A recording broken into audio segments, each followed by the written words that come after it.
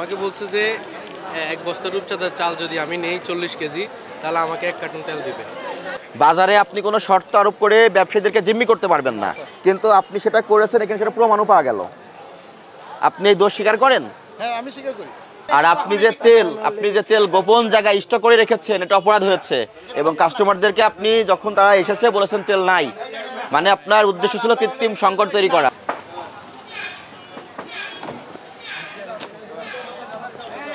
রূপচাঁদা তেলের সঙ্গে চাউল নিতে বাধ্য করেছেন? না, আমরা তো অর্ডার নিচ্ছি, আমরা বাধ্য করতে পারি না। আমরা তো কোম্পানি আমরা দিতেছে, আমরা মাল বেচতেছি। সামনে আসেন। ওনার কাছে তেলের অর্ডার দিয়েছেন কবে?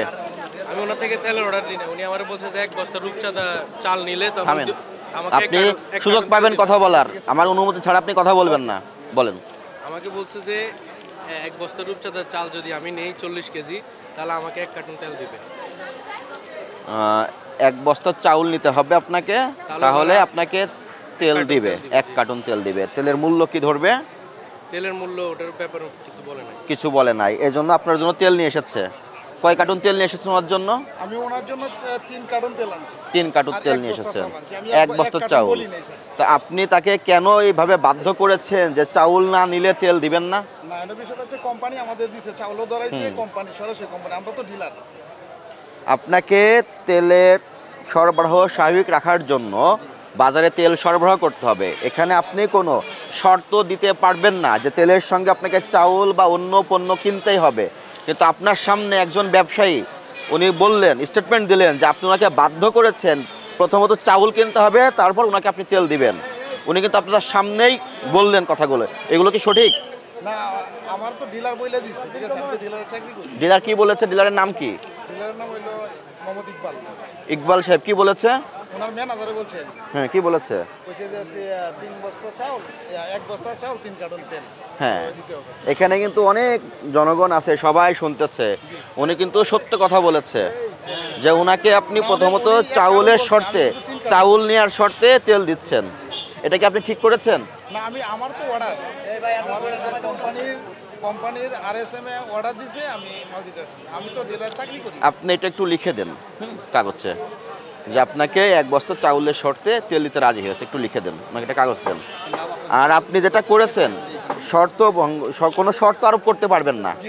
বাজারে আপনি কোনো শর্ত আরোপ করে ব্যবসায়ীদেরকে জিম্মি করতে পারবেন না, কিন্তু আপনি সেটা করেছেন, এখানে সেটা প্রমাণও পাওয়া গেল। আপনি এই দোষ স্বীকার করেন? হ্যাঁ, আমি স্বীকার করি। দোষ স্বীকার করেন? আমি স্বীকার করব না কেন? তাহলে ভবিষ্যতে এটা করা যাবে না? করা যাবে না। আপনাকে এই অপরাধে ভোক্তাধিকার সংরক্ষণ আইনের 45 ধারা মোতাবেক 20,000 টাকা আর্থিক জরিমানা করা হলো। এবং ওনাকে তেল দিবেন, তেলের সঙ্গে এখনই পাকা রসিদ দিবেন। আর এই মার্কেটে তেল দিয়েছেন কাকে কাকে? ভাই ভাই স্টোর, ভাই ভাই না, এটা ভাই ভাই আরেক জায়গা, ভাই ভাই জামু। আব্দুল বাড়ি, রহিম, নাইম স্টোর, নাইম স্টোর, তালতলা, সোনালী স্টোর। তালতলা, আর এটা কি লিখেছেন? তালতলা। তালতলা কি দোকানের নামই তালতলা? খোলা আছে না? ওরা কিন্তু সবাই আমাকে বলেছে দোকানে তেল নাই, কিন্তু উনি কিন্তু তেল দিয়েছে। তাহলে এই তেলগুলো কোথায় গেল? চলেন একটু যে দেখি, আপনি সঙ্গে থাকবেন। ডিসপ্লেতে তেল রাখে নাই কেন? কাস্টমারদের মাথায় কি জট আছে না অলৌকিক ক্ষমতা আছে যে উনি এসে বুঝতে পারবে আপনার ডিসপ্লেতে তেল নাই, গোডাউনে তেল আছে? আপনার গোডাউন কোথায়? চলেন, আসেন।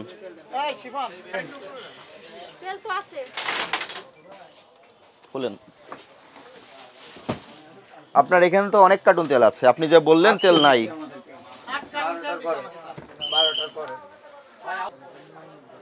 তেল বাইরে নিয়ে আসেন, দোকানে ডিসপ্লে করেন। আচ্ছা, আপনাকে তো পাঠানো হয়েছিল হ্যাঁ এই দোকানে, যখন আপনি ওনার কাছে এসে তেল চেয়েছেন উনি কি বলেছে? উনি বলছে তেল নাই। আমি বলছি কোন প্রকার তেল আছে? বলছে আমি যে রূপচাঁদা চেয়েছি, তারপরে কি চেয়েছি, বলছে কোনোটাই নেই। এই কথা কেন বলেছেন? সর্বোচ্চ আধা ঘন্টা আগে, অভিযান শুরুর আধা ঘন্টা আগে। আপনার সাথে আমার কোনো শত্রুতা আছে? আপনার বিরুদ্ধে আমি কথা বলে লাভ আছে? তেলগুলো সব নিয়ে দোকানে ডিসপ্লে করেন এবং কাস্টমার আসলে এমআরপি যে রেট দেওয়া আছে এই মূল্যে বিক্রি করবেন। আর আপনি যে তেল গোপন জায়গায় স্টক করে রেখেছেন, এটা অপরাধ হয়েছে। এবং কাস্টমারদেরকে আপনি যখন তারা এসেছে বলেছেন তেল নাই, মানে আপনার উদ্দেশ্য ছিল কৃত্রিম সংকট তৈরি করা। আপনার তেল তো ডিসপ্লে থাকবে, আপনার দোকানে কি কি প্রোডাক্ট আছে? হ্যাঁ, চাউল আছে, ডাউল আছে, ছোলা আছে, ওইগুলোকে আপনি গোডাউনে রেখে দিয়েছেন? তেল কেন গোডাউনে লুকিয়ে রেখেছেন?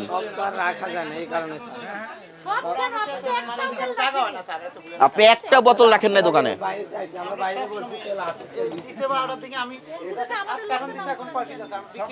প্রসিকিউশন দেন ওনার 45 ধারায়, আপনাকে 10,000 টাকা জরিমানা করা হলো।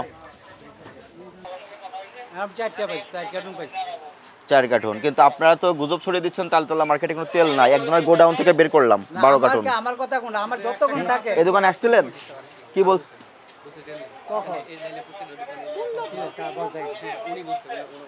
আমার কোনো শুনেন, আমার যে পার্মানেন্ট যে কাস্টমারটি উনি অনেক তলে অর্ডার দিয়ে রাখছে, কিন্তু আমি তো ওনাদের কাছে দিতে হয় না। যে 2-4 কার্টুন দেয় আমি তো লোকাল বিক্রি করতে পারি না। তেল থেকে না বলতে পারেন আপনি?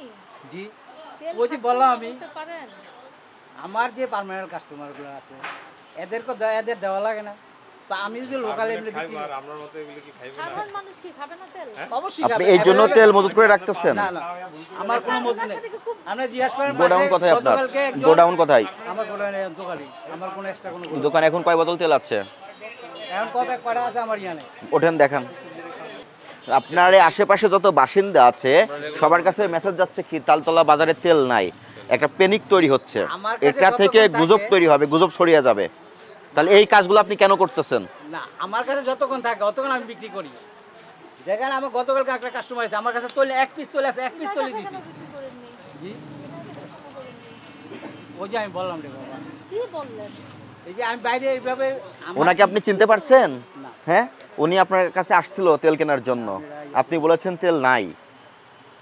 হতে পারে, হইতে পারে, হইতে পারে। কিন্তু এটা অপরাধ, এটা করা যাবে না। আপনি তেল থাকার পরও তেলের দুষ্প্রাপ্যতা তৈরি করবেন, করার পরে সংকট আমরা তৈরি পাই করে তো সীমিত। দাম বৃদ্ধি করবেন, না, দাম এই বৃদ্ধি তো সুযোগটা কোনো- নেওয়া যাবে না। না, দাম বৃদ্ধির এবং কোনো প্রশ্ন তেল ওঠে না। আপনাকে দোকানের সহজে দৃশ্যমান স্থানে ডিসপ্লে করে রাখতে হবে। আপনি যে অন্য পণ্য রেখেছেন না, এইভাবে তেলটাও রাখতে হবে। তেলটা গোপনে রাখতে পারবেন না আপনি, বুঝতে পেরেছেন? ডিসপ্লে করে রাখতে হবে যে সবাই সহজ হয় যে আপনার দোকানে তেল আছে, আইসা যেন নিতে পারে সহজে। আপনাকে সতর্কতামূলক 10,000 টাকা জরিমানা করা হলো। তেল থাকার পরেও আপনি তেল বিক্রি করতে অস্বীকৃতি জানিয়েছেন এই অপরাধে।